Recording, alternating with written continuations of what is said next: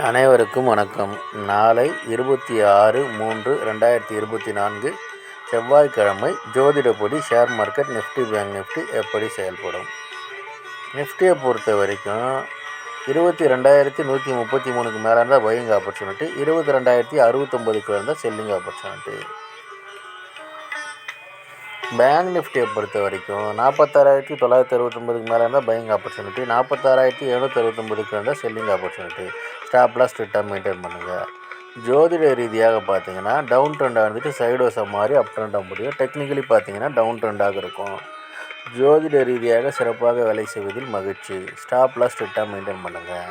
Astro Sri Baba சேனலில் like பண்ணுங்கள், share பண்ணுங்கள், சப்ஸ்கிரைப் பண்ணுங்கள். நல்லது நடந்து கொண்டு இருக்கிறது.